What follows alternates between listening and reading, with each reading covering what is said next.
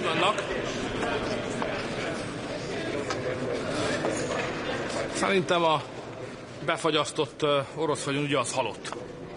Tehát tegnap este úgy láttam, hogy van elegendő ellenző ország ahhoz, hogy összeálljon az a mennyiségű szavazat, amit itt úgy hívnak, hogy blokkoló kisebbség. Tehát szerintem ez egy halott ügy. Lehet, hogy még egyszer nekifutnak, de semmi esély arra, hogy erre többség legyen. Tehát azt hiszem, hogy ez lekerült a napirendről. Bár lehet, hogy utóvét harcok még történnek, de azt hiszem, hogy ennek vége. Újra kell kezdeni az egész kérdésnek az áttekintését, hogy akkor hogyan tovább. Olyan közös hitelt tudna támogatni, ahol Magyarországnak és Szlovákiának nincs pénzügyi felelősségvállalása, állítólag van ilyen forgatókönyv az asztalon. Még nem tudjuk, hogy a meghalt, befagyasztott vagyon helyett milyen más javaslatok jönnek elő. Én is hallottam sok mindent.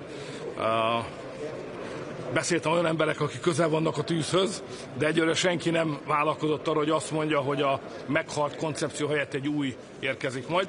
Magyarországon az alkotmányos helyzet nagyon világos, van az alkotmányban egy szakasz, amelyik azt mondja, hogy a magyar kormány olyan hitelfelvételhez, amely Magyarország számára fizetési kötelezettséget teremt, csak parlamenti felhatalmazással járulhat hozzá.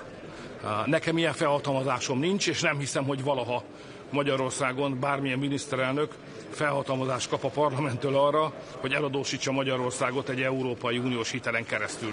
Tehát Magyarország számára az az út, hogy közös hitelből finanszírozzák Ukrajnát, semmiképpen sem járható, de a jogi korlátokon túl nem is értenék vele egyet, mert szerintem nem a háborút kell finanszírozni, hanem a békét.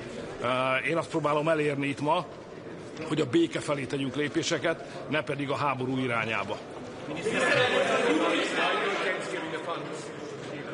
A parlamentnek a döntéséről? Igen. Tegnap egy súlyos dolog történt, tehát miközben mi itt a magunk harcait vívjuk, akközben az Európai Parlamentben is komoly összecsapások vannak.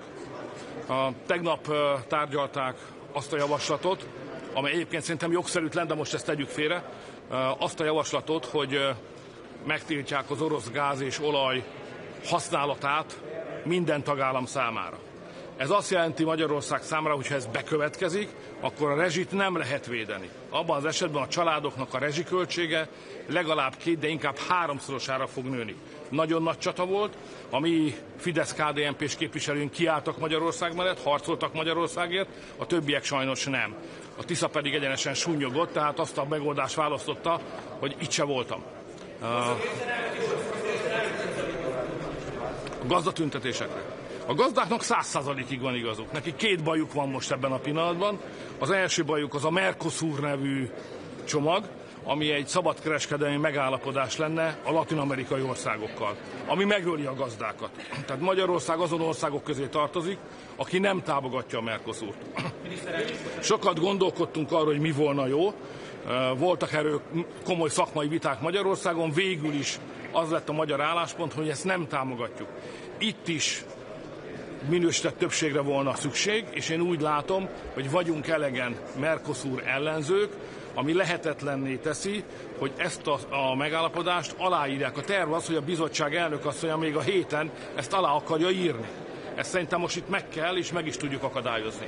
A másik gondja a gazdáknak az a Green Deal, ami azt jelenti, hogy úgy túlszabályozzák az agrár, tehát a mezőgazdasági munkákat, hogy az komoly költséget jelent és versenyhátrányt jelent. Tehát azt kell mondanom, hogy a Mercosur megállapodással lából lövik az európai gazdákat, de még előtte jól összekötözik a lábaikat, hogy semmi esélyük ne legyen egy globális versenyben. Ezért teljesen igazuk van a gazdáknak, a magyar kormány 100%-ig a gazdák mellett van. Örülök, hogy Magyarország ebből nem marad ki, és itt vannak a magyar gazdák is.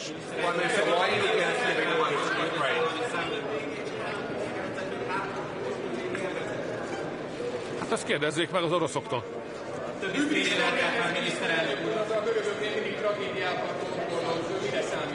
Még egyszer, bocsánat.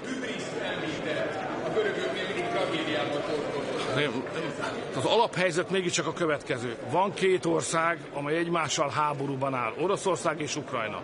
Itt vagyunk mi, az Európai Unió. És az a terv, hogy az egyik háborúzó fél lefoglalt vagyonát elvesszük, és odaadjuk a másik háborúzó félnek. Ez nem más, mint hadüzenet. túlterjeszkedés azon, amire nekünk egyébként feladatunk vagy mandátunk van. Nekünk ebben a háborúban nem szabad beavatkozni, ebből kívül kell maradni, és a békért kellene dolgozni. Most elmegyek a nemzetközi sajtóhoz.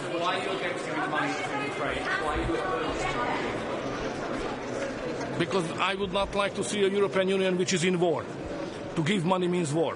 Yes. Why does it mean war? Still on the agenda. Sorry? Are Russian President Assad still on the agenda today? I think it's killed. It's dead end. It's over. There is no sufficient high-level number of support behind it. And are you acting in Europe's best interest or Moscow's? Sorry? Are you acting in Europe's best interest or Moscow's? I'm just working for the peace, because I think what we have to do to make some steps to the peace, not to the war. Why does money mean war?